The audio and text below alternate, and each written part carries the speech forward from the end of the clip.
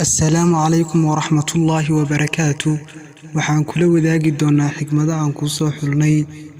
weydiiso cafiskan aad ka gardarnaatay una sheeg inuu shaydaan idinka dhex shaqeeyay.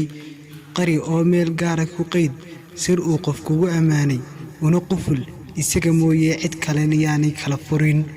sharaftaadu waa shaadh aad huwan tahay, sidii aad wasaqda uga ilaalin lahaydna waa mid adiga ku taala.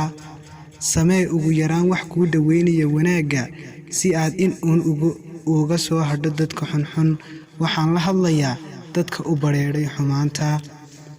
wax kasta tartiib ayay ku yimaadaan, mana jiro shay daftaf ku yimaada ee dulqaado oo suguushaada siina dadaal horaantaba.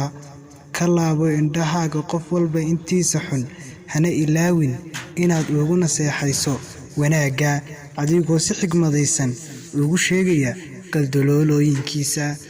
والسلام عليكم ورحمة الله وبركاته.